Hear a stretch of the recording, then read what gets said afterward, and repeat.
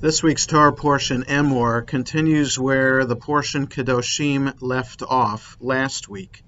That is, just as the portion Kedoshim provided us with aspects of how we can be holy, what we can do with our behavior, what kind of moral and ethical principles we are to follow in order to be considered holy, special, kind, set apart by God, as feeling as if we are a gift and always acting in that way.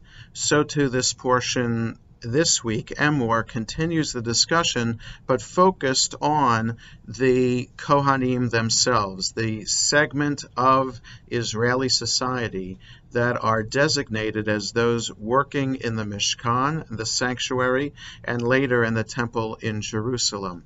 Unlike the other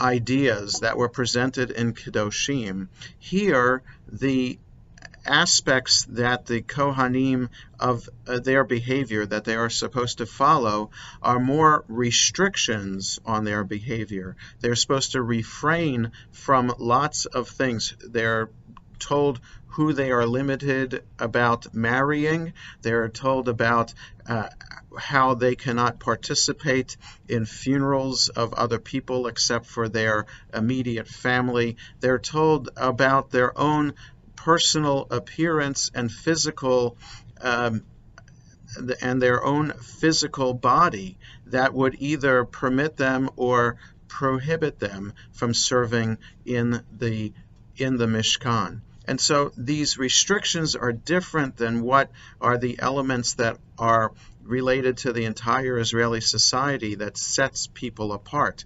These restrictions highlight for us the restrictions that all religions seem to have for their clergy.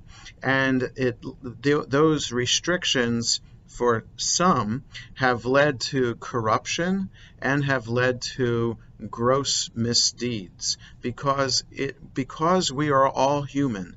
Even clergy are human, and so therefore it is nearly impossible to find someone who is perfect as the Torah describes, that is saintly in the way that the Torah wants us to be in order to serve God. By placing these restrictions, it could lead to corruption within the system, and it could lead to the person acting in an inappropriate way. And so we question these restrictions. Why were they put on the Kohanim? Did it really have the effect that it was supposed to have to really highlight how different they are? And do we really need to have differences among people today in order to serve God? These are questions to consider as we study this week's portion, Emor. Shabbat Shalom.